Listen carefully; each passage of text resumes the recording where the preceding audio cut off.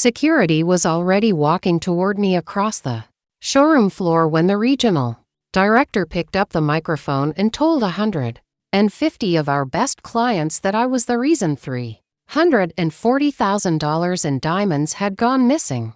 I remember thinking, very clearly, in that specific cold way your brain gets when everything slows down at once, that I had exactly one chance to open my mouth before two men in navy blazers put their hands on my arms in front of everyone who had ever trusted me with their engagement ring. But to understand how I ended up standing in the middle of Marchetti Fine Jewelers' 40th anniversary gala, about to be walked out in handcuffs for a crime I didn't commit, you need to understand the 6 years before that night. Because none of this happened in one bad week. It happened slowly, one quiet decision at a time, by someone I used to consider a friend. My name is Jordan Vance. I'm 29 years old. I live in Dallas, Texas, and for the last 6 years I've worked at Marchetti Fine Jewelers, a family-owned boutique on the east end of the Highland Park Village shopping district, the kind of place where the average engagement ring runs about $22,000 and the owner still handwrites thank you notes to every single client who spends over $10,000 in a calendar year. I grew up outside Fort Worth, in a house where nobody owned a single piece of real gold. My mother worked the register at a grocery store for 22 years. My father drove a forklift at a distribution warehouse until his knees gave out. I discovered gemology almost by accident, in a community college elective I only took because it fit my work schedule. And something about the precision of it, the fact that a diamond either is or isn't what it claims to be, no matter how good the story around it sounds, made more sense to me than almost anything else I'd studied. I got certified as a graduate gemologist at 23. Took an entry-level sales position at Marchetti's because it was the only fine jewelry house in Dallas willing to interview someone without a family name attached to hers, and worked my way up to assistant store manager over the next 5 years. Victor Marchetti, the owner, is a third-generation jeweler. In his early 60s, with hands that still shake slightly when he's excited about a particularly good stone and go completely surgically steady the moment he picks up a loop. He taught me things you don't learn in a certification course. How to read a client's real budget in the first 90 seconds of a conversation, no matter what number they say out loud. How to tell the difference between someone who wants a diamond and someone who wants to feel like the kind of person who owns one. He used to call me his best find in 15 years, which I know sounds like a strange thing to be proud of, but coming from Victor, it meant everything. There's a specific afternoon early in my time there that I still think about. I was maybe 8 months into the job, terrified of messing up a 5-figure sale, when a client came in wanting to downgrade a custom order because her fiancé had just lost his job unexpectedly. I watched Victor quietly restructure the entire commission, absorbing part of the cost himself, without ever once making the couple feel like they were being given charity. Afterward, he told me, "The stone is never the point, Jordan. The point is whether the person walks out feeling like this place saw them clearly. Remember that, and you'll never need to oversell anyone a single day in your career." I've carried that sentence with me at every single consultation I've done since. I want you to hold onto that detail, because it matters for what happened later. When the people who were supposed to protect me instead decided the easiest story was the one where I was the villain. Brittany Kessler joined the sales floor about 2 years before all of this started.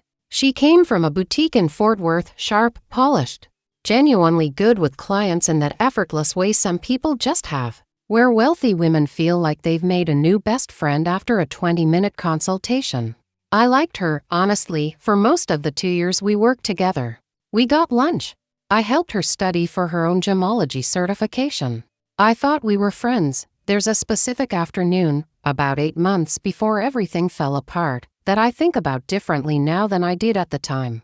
Victor announced he was planning to step back from daily operations within the year, promote someone internally to full store manager, and take more of an advisory role while his son finished business school. 2 names were obviously in the running, mine and Brittany's. I remember Brittany hugging me in the break room that day and saying, "Whoever gets it, I'm genuinely happy for us both," and I believed her completely. I want to be honest about that, because I think it matters. I didn't see her as a threat. I saw her as a colleague I respected, competing for the same job I wanted. The way two people can want the same thing without it needing to get ugly. It started getting ugly about 6 weeks later. And it started so small I almost didn't notice it happening. Our monthly inventory count came up $1,100 short on a shipment of loose sapphires.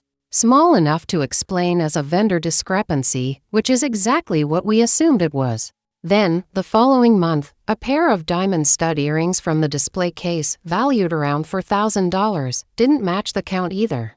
Victor wasn't overly concerned. Small shrinkage happens in any retail jewelry operation, he told me.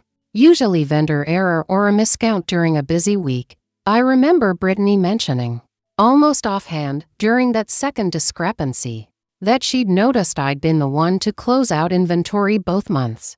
Not accusing you of anything, she said, laughing a little. Just an observation. I laughed too at the time. I didn't think much of it. I should have. 3 weeks later, our regional loss prevention manager, a methodical, serious man named Owen Castellano, came in for what Victor described as a routine audit ahead of the corporate ownership transition. Owen spent 2 days going through our security footage archive, our point-of-sale logs, and our vault access records. On the second day, he asked to speak with me privately in Victor's office. There's a pattern here I need you to help me understand, Owen said, sliding a printed report across the desk. Every discrepancy over the last 2 months traces back to a night when the vault was accessed after closing, using your keycard. My stomach dropped. I haven't accessed the vault after hours in months, I said. I close out my drawer, I lock my own case, and I leave. Victor does the vault closing himself, or Brittany does when he's out. According to the access log, Owen said, your card was used at 9:47 p.m. on the 14th, and again at 10:12 p.m. on the 22nd. Both nights match discrepancies found the following week. I sat there, genuinely confused, because I remembered both of those nights specifically. I had been home both times. On the 14th, I'd been at my apartment reheating leftovers and watching television with my roommate, who could confirm it. On the 22nd, I'd been at a gemology continuing education seminar downtown that ran until almost 10 with a sign-in sheet with my actual signature on it. I have an alibi for both nights, I said. A real one. Someone can confirm where I actually was. Owen wrote that down without much visible reaction. The careful, non-committal expression of a man whose job is to document, not to believe or disbelieve anyone in the room yet. I'll follow up on that, he said. In the meantime, given the pattern, corporate is asking that your vault access be temporarily suspended pending the audit. I want to pause here, because a lot of people watching this have probably had the exact feeling I had walking out of Victor's office that day. Not panic exactly. Something colder. The specific, disorienting realization that a system built to protect you can just as easily be pointed directly at you. And that telling the truth isn't automatically the same thing as being believed. I didn't say anything to Brittany about the meeting. I told myself I needed to understand what was actually happening before I said anything to anyone. Which was true, but it was also the same instinct I'd had my whole life. The one where I go quiet and careful instead of loud and defensive. Because loud rarely works out well for someone in my position when the person across the desk from you controls whether you keep your job. That night, sitting at my kitchen table, I went back through my own phone, my calendar, every receipt and photo timestamp I had, building a timeline I could hand to Owen the next morning, proof that on both flag nights, my keycard could not have been the one physically swiped by me. I found something else while I was doing it, something that made my hands go cold. A single photo, taken almost by accident, that I'd forgotten I had. 3 weeks earlier, waiting for Brittany to finish a client consultation so we could grab lunch. I'd snapped a quick photo of a display case for a client who wanted to compare two rings side by side. Her text. In the background of that photo, barely in frame, was Brittany's open tote bag, sitting on the back counter near the vault door, with what looked distinctly like a small velvet jewelry pouch tucked inside it. Not store packaging. A different color entirely from what Marchetti's used. I sat with that photo for a long time before I decided what to do with it. The next morning, I brought Owen my alibi documentation first. My roommate's contact information, the seminar sign-in sheet, my phone's location history for both nights, all of it consistent, all of it verifiable. He took it seriously, I'll give him that. He said he'd follow up with the third-party seminar organizer and my roommate directly. I didn't show him the photo yet. Something told me to wait, to understand what I was actually looking at before I handed it over. Because if I was wrong, if that pouch was something completely innocent, I didn't want to be the person who tried to save herself by pointing a finger at a colleague based on a blurry background detail in a photo about earrings. So I did something I'm not entirely proud of, but don't regret. I started paying closer attention. Not obsessively, just carefully, the way you notice things once you know to look. 2 weeks later, another discrepancy surfaced. This one bigger. A matched set of 3 diamond tennis bracelets, part of a custom commission for a client's 40th wedding anniversary. Combined value just over $110,000, gone from the vault entirely. Along with a rare cashmere sapphire pendant we'd been holding on consignment for another client, valued around $230,000 on its own. Total loss, just over $340,000 in a single missing shipment. And the vault camera footage from that night, according to Owen, had a 14-minute gap. Not missing entirely. Just looped, replaying an earlier segment of empty vault room footage instead of recording live, in a way that our security vendor confirmed could only happen through a deliberate override at the panel itself, using an authorized code. Mine, again, according to the access log. I remember standing in Victor's office that day, watching him look at me with an expression I had never once seen him wear in 6 years. Something between disbelief and genuine, personal hurt and understanding with total clarity that I was no longer just under investigation. I was the story everyone had already decided was true. Jordan, Victor said, quiet, I need you to just tell me the truth. Whatever it is. We can figure out restitution, we can figure out a quiet resolution, but I need you to be honest with me right now. Victor, I didn't do this, I said. I have never once accessed that vault after hours without you or Brittany present. Someone is using my credentials. He didn't say he didn't believe me. He also didn't say he did. He said, I have to suspend you, effective today, pending the full investigation.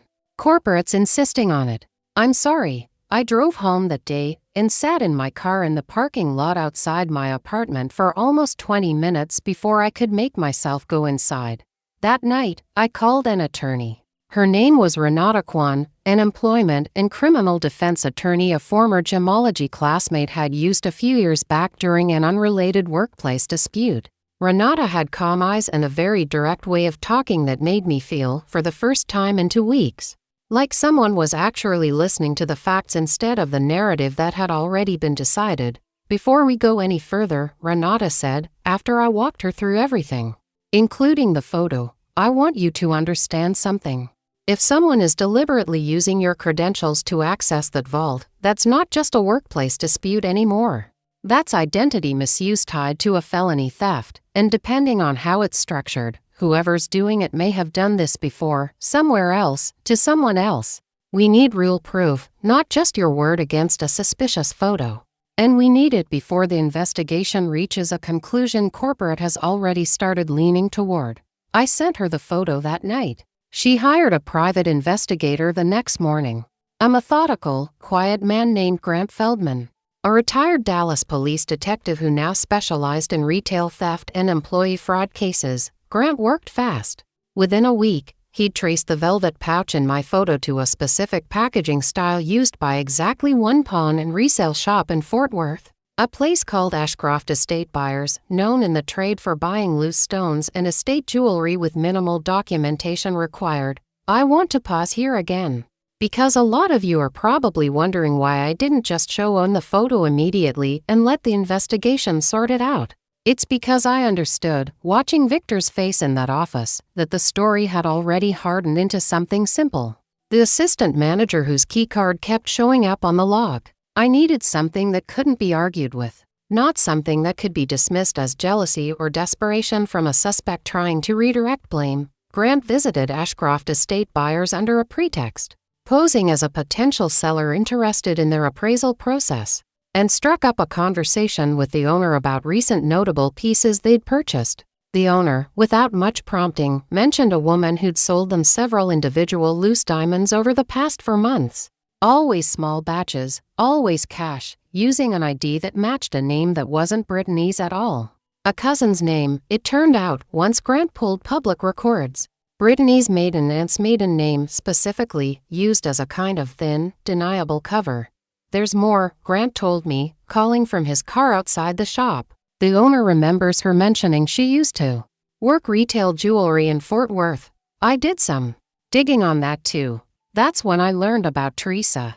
In KMELU. Teresa owned a small independent jewelry store in Fort Worth called Sable and Stone, where Brittany had worked for a year and a half before coming to Marchetti's. Grant found a local news brief from about 3 years earlier.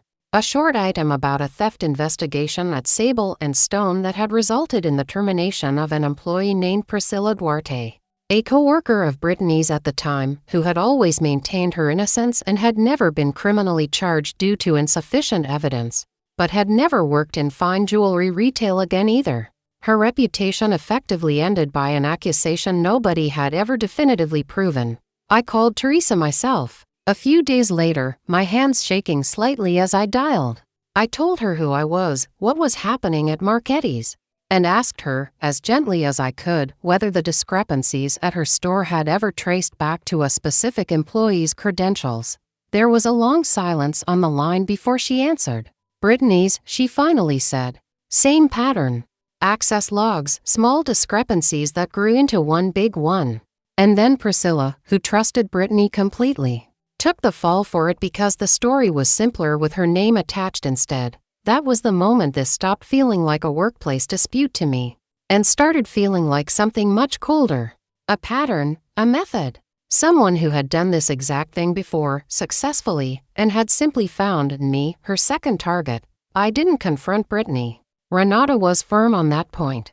We need this fully documented before you say one word to her, she told me.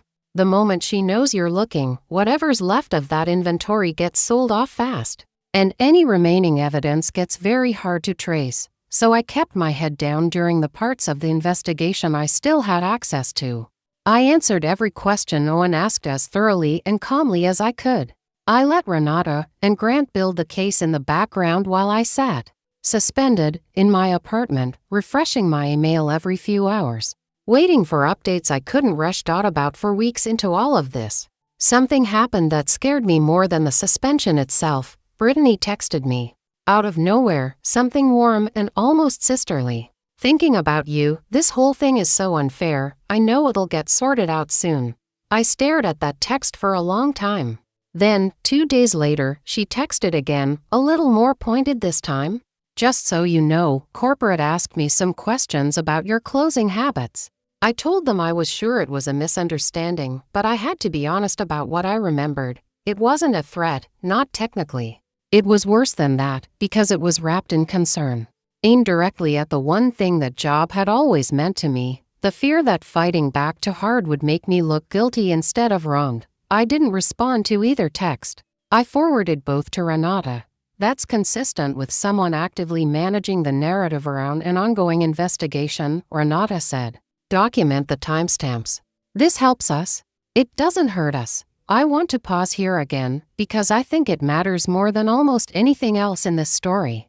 About 10 days into my suspension, with no end date, no paycheck, and the investigation still moving slower than I could stand, I sat on my kitchen floor one night with every piece of evidence spread out around me, and I seriously considered just letting it go, taking whatever severance corporate might eventually offer to make the whole thing quietly disappear, walking away from 6 years of work and starting over somewhere that had never heard my name attached to a police referral. My roommate, Alexis, found me there, actually, after I'd gone quiet for most of the evening in a way she said wasn't like me. She sat down on the kitchen floor next to me, still in her scrubs, smelling faintly of the hospital where she worked nights, and said, "You have spent 6 years becoming the person people trust with the most expensive thing they'll ever buy for someone they love. You do not get to let one jealous coworker erase that just because fighting back is exhausting tonight." I told her some of it. Not everything, but enough. The photo, the pawn shop, the timeline Grant was still building. She listened without flinching at any of it. You've spent your whole career proving things carefully instead of just being believed automatically, she said. This is the first time being careful actually is the plan. That's not the same as giving up. Don't let one bad night convince you it is. I didn't call Renata the next morning to tell her to slow down or drop anything. I called her to ask exactly how much longer the police referral review would take. It was around that same time that Grant found the piece that finally tied everything together cleanly. Reviewing the store's full security system logs, not just the vault camera. He found that the after-hours access panel override used to loop the footage on the night of the tennis bracelet theft required a secondary authorization code, one issued only to store managers and above for system maintenance purposes. Mine had never been activated. Victor's obviously had, since he was the actual manager. But Victor had been out of state that entire week at an industry conference in Las Vegas, which corporate's own travel records confirmed independently. Brittany, as assistant manager candidate and Victor's designated backup during his absence, had been issued a temporary manager-level override code for that exact week, specifically so she could handle any vault emergencies while Victor was gone. She had used her own legitimate temporary access to disable the camera, and then used my keycard, physically, not digitally, to make the actual vault entry log itself, creating a paper trail that pointed at me while the deeper system log, the one almost nobody thought to check, told a completely different story. I found out 3 days before the anniversary gala exactly why corporate had suddenly moved so fast to schedule resolution. Owen had submitted his preliminary report recommending my termination and a formal police referral, timed, whether intentionally or not, to be finalized right around the store's biggest event of the year, a 40th anniversary VIP celebration with 150 of Marchetti's top clients, several members of the press covering Dallas luxury retail, and Corinne Ashby, the regional corporate director, flying in personally to make what I later learned she intended as a public statement about the store's zero-tolerance culture heading into new ownership. I understood, finally, exactly what was about to happen, and where. Renata moved fast. She filed everything Grant had found. The pawn shop records, the alias documentation, the security override logs, the corroborating call with Teresa and Camelo, with the Dallas Police Department's Financial Crimes Unit, along with a formal request that any public statement regarding my employment be paused pending review of new evidence. She sent that request to Marchetti's corporate counsel the morning of the gala.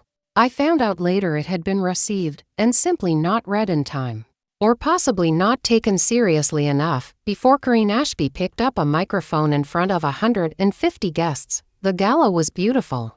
String lights strung through the courtyard behind the Highland Park Village showroom, champagne, a small orchestra. Display cases lit like museum pieces showcasing 40 years of Marchetti craftsmanship. I almost didn't go. Renata told me I had every right to attend since I hadn't been formally terminated yet, only suspended, and that showing up mattered. That walking away quietly would only make the eventual truth harder to land publicly. I'm glad I went. I'm not glad about how the next 20 minutes unfolded. Corinne took the small stage about an hour into the evening, thanked everyone for 40 years of loyalty to Marchetti Fine Jewelers, and then her tone shifted into something careful, rehearsed, the specific cadence of someone about to deliver bad news dressed up as integrity. As we step into this next chapter, she said, I want to be transparent with our valued clients about something difficult. Our internal investigation into recent inventory losses has concluded, and I want you to know that we take these matters with the utmost seriousness. I felt every hair on my arm stand up. Standing near the back of the courtyard, effective tonight, Corinne continued. Our former assistant manager, who is regrettably in attendance this evening, is being formally terminated and referred to Dallas Police for investigation into theft exceeding $300,000 in merchandise. 150 faces slowly turned to find me in the crowd. Security, 2 men I recognized from the store's regular loss prevention contractor, began moving toward me from either side of the courtyard, for seconds. Standing there in a room full of clients who had trusted me with some of the most important purchases of their lives, I felt something cold and doubting flicker through me. The specific horror of watching a lie become official policy in real time. Faster than the truth could catch up to it, then I remembered what was sitting in Renata's bag. 3 tables back, and the doubt evaporated as fast as it had come. I walked toward the small stage. Kareen's expression shifted, surprised, clearly not expecting me to do anything but stand frozen or quietly leave. "Can I say something too?" I asked, taking the microphone gently before she could stop me. The courtyard went completely silent. "I've worked at this store for 6 years," I said. "Victor Marchetti has called me his best find in 15 years, more than once, in front of some of the people standing in this exact room. Tonight, corporate just told all of you I stole over $300,000 in merchandise. I think you deserve to actually hear how the conclusion got reached." I let that sentence sit in the air for a second, so before anyone gets too comfortable with tonight's version of events, I said, "I'd like to introduce a couple of people." Renata Kwan walked up first, calm and unhurried. The way good attorneys always seem to move even in a room that's just quietly caught fire. Grant Feldman followed a step behind her, a slim case file in one hand. 3 hours ago, Renata said. Taking the microphone, we submitted evidence to the Dallas Police Department's Financial Crimes Unit demonstrating that the theft in question was carried out using a temporary manager-level security override issued to a different employee entirely. During a week, Victor Marchetti was independently confirmed to be out of state. Brittany, standing near the front with a glass of champagne she had not yet taken a sip from, went very still. That employee, Grant said, also sold multiple loose diamonds over the past 4 months to a resale shop in Fort Worth, using an alias tied to her own extended family. A pattern strikingly similar to an unresolved theft investigation at a Fort Worth boutique called Sable and Stone 3 years ago, where another employee was blamed and lost her career for something she didn't do. Someone near the back of the courtyard actually gasped. I learned later it was a longtime client who had known Teresa and Camelu personally and recognized the store's name immediately. Kareen's face had gone completely still. Not angry yet.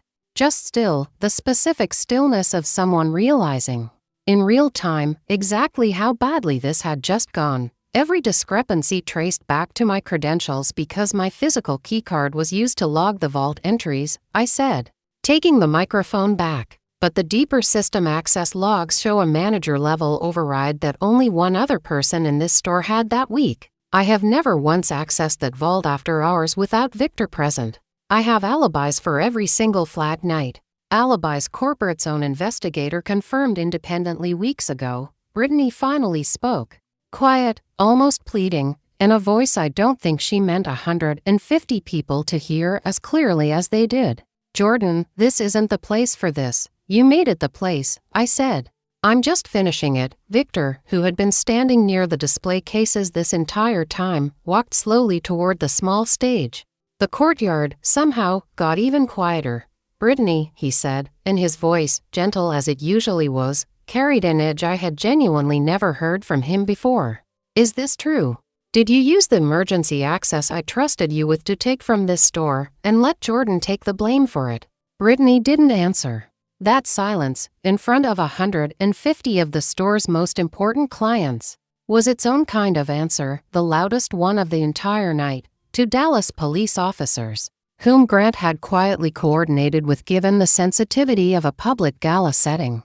Came in through the side entrance about 90 seconds later, not to arrest anyone on the spot. That would come after a formal warrant was processed over the following days. But to begin documenting the scene and taking preliminary statements, in full view of a room that had, until about 8 minutes earlier, believed they were simply watching a routine corporate announcement. Kareen Ashby stood frozen at the microphone stand for a long moment before quietly stepping back and handing it, without a word, to Victor. Victor looked out at the crowd, at me, and said, simply, "I made a mistake tonight, and I'm going to fix it properly, starting now.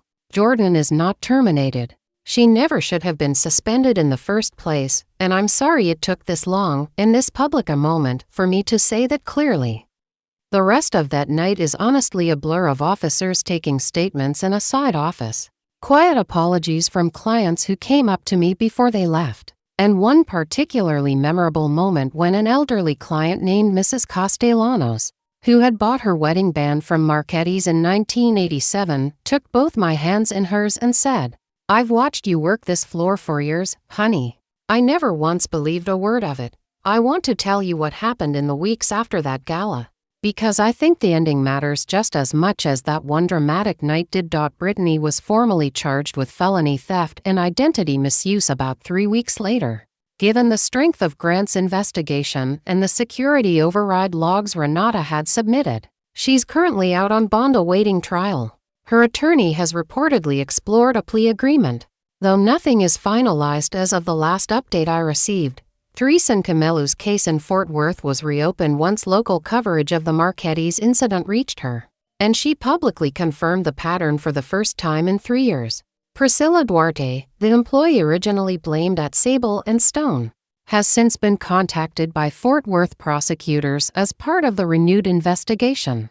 And I'm told she's finally being offered a real chance to formally clear her name after 3 years of a reputation she never should have lost in the first place. Priscilla called me herself about 2 months after the gala. I almost didn't pick up an unknown Fort Worth number late on a Tuesday, but something told me to answer. "I saw the story about your store," she said, her voice careful, like she wasn't sure she had the right to call at all. "I know it's strange, calling a stranger like this. I just needed to hear from someone who actually understood what the last 3 years have been like." I asked her what had happened to her after Sable and Stone let her go. She told me she'd applied to 11 jewelry retailers across 2 states and never gotten a single offer once background checks turned up the old investigation. Even without formal charges ever being filed, she'd been working retail at a department store cosmetics counter ever since, a job she was grateful for, she said, but not the career she'd spent 4 years training for. "I used to lie awake wondering if I'd imagined how sure I was that I hadn't done it," she told me. "After a while, you start to doubt your own memory of yourself when everyone around you has already decided the other version is true." I understood that feeling more than I wanted to admit. I told her that because of what happened at Marchetti's, her case finally had real attention behind it, attention it should have gotten 3 years earlier. She cried a little on the phone, and so did I. And for the first time since the whole nightmare started, it felt like something good had actually come out of it for someone other than me. Crane Ashby was placed on an internal review by Marchetti's corporate ownership group for how the situation had been handled, specifically for moving toward a public termination announcement before fully reviewing evidence corporate counsel had already received that same morning. I don't know the outcome of that review, only that she no longer oversees the Dallas region. I was formally reinstated within a week, fully cleared, with back pay for the entire suspension period. Victor offered me the store manager position 2 months later, the same promotion Brittany and I had originally been competing for, and I accepted it standing in the same office where I'd once been told to just tell him the truth. Whatever it was, I did tell him the truth. It just took the system a little longer to catch up to it than I would have liked. Owen Castellano, to his credit, reached out to me personally about a month after everything settled, and apologized directly for how quickly the investigation had narrowed onto me instead of staying genuinely open to other explanations. I appreciated that more than I expected to. It's rare, in my experience, for someone in his position to admit that clearly that the easiest story isn't always the true one. I think about Renata's sentence a lot. The one about needing proof that couldn't be argued with, not just my word against a suspicious photo. I spent 5 weeks staying quiet and careful, gathering exactly that kind of proof, while everyone around me had already decided which version of the story was simplest to believe. If there's anything I've learned from all of this, it's that being falsely accused rarely announces itself as a single dramatic moment. It builds slowly, one small discrepancy at a time, until the story around you hardens before you've even fully understood you're inside one. I've also learned that documentation is a form of self-respect. Every receipt I kept, every timestamp I saved, every quiet hour I spent building a timeline nobody had asked me for yet. That was me refusing to let someone else's convenient story become the official record of who I actually am. And I've learned that staying calm under an accusation you know is false is one of the hardest and most important, things you will ever do. Panic looks like guilt to people who already want a simple answer. Composure, even when it costs you everything in the moment, is what eventually lets the truth catch up. If any part of this sounded familiar to you, if you've ever been the convenient explanation for something you didn't do, I want you to know that staying steady long enough to prove it is worth everything it costs you in the meantime. Tell me in the comments if you've ever had to fight to clear your own name. I read every single one of them. And if this is the kind of story you needed tonight, go ahead and subscribe, because there's a lot more where this came from. Thanks for watching. Please like the video and subscribe to the channel.